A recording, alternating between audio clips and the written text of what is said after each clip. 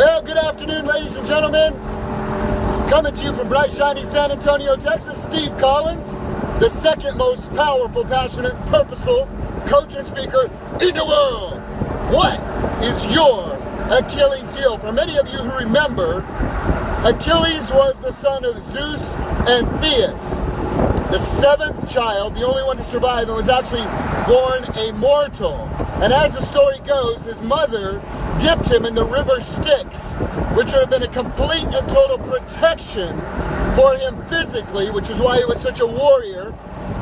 And yet, she dipped him in by his heel and forgot to turn him back over and dip his heel in. As the story goes, this mighty warrior Achilles, who was leading his armies to victory, came against the great city in which the son of the king Hector ruled.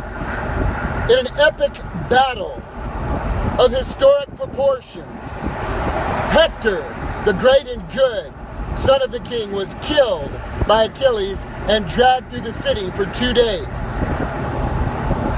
They then attempted to find a way to infiltrate the gates of the city, and they could not. So the idea they came up with was the Trojan horse. What appeared to be a gift being given to the city was actually full of mighty warriors who would come into the gates of the city, come out at night, and begin taking over the city. But it was at that time that Paris, the brother of Hector, with his arrow, shot Achilles in the heel, which ultimately led to his death. What is your Achilles heel? Angela and I were reflecting on it this morning, and we realized something. Almost everyone has an Achilles heel. Almost everyone has an Achilles heel. What is an Achilles heel by definition? It's that one thing. It's that one thing that'll mess you up, that one thing that'll screw you up, that one thing that if you don't get control of or put some work into will take you down and take out everyone around you. It's that one thing that keeps you humble because you have not mastered it, figured it out, got it on your radar, reached the goal, done the thing. It's that one thing. For many people, it's a lot of things. We should call them Achilles hairs, because there's as many excuses for a failure to succeed as there is hairs on the head. And yet, people will grow into the conversations we create around them, which is why I intend to create great and powerful conversations and great and powerful questions so that you have an opportunity to grow into this. What is your Achilles heel? We're going to share a couple with you today. Raising 6 kids in our house, no matter how physically fit we are, no matter how financially fit we are, no matter how prosperous our businesses may be, no matter how great our marriage may be, our house can go from looking like we are ready to have dinner with the president to a national disaster in just one meal. And believe it or not, none of our children on their own accord chooses daily to say, I think I'll help out and make this place clean.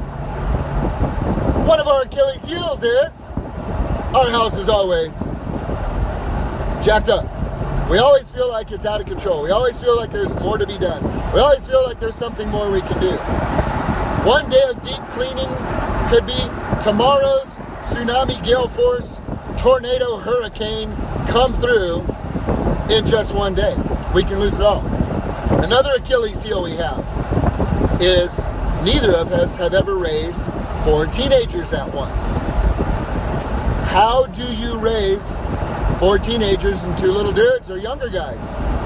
We are winging it like crazy. We have no real idea what we're doing, and yet we're committed to studying daily, reading James Dobson, reading Kevin Lehman, reading John Gray, reading all of the folks that we can consider to be experts or well-versed or formally educated or significantly experienced with family dynamics.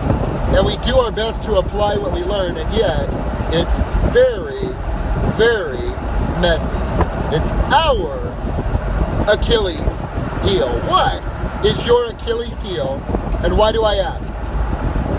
If you have Achilles hairs, meaning as many hairs on your head, as many excuses you have for not, well, I'd get fit, but, well, I'd go to the gym, but, well, I'd focus on my business, but, well, I'd take that leap of faith, but, well, I'd be nice to him, but, well, I'd be nice to her, but, well, I'd do this, but, well, I'd do that, but, just like the tape I made not too long ago, I hate big butts, and I cannot lie. We have deuces for your excuses in my coaching program. We're not going to deal with that. Have an Achilles heel, or maybe two, that you are constantly pouring into and putting work on to bring up to speed. You understand, we all have something. There's always something we can work on. There's always something that will keep us grounded, and there's always something that will keep us humble. What is your Achilles heel? We all have one. Whatever you do though, please don't set up camp.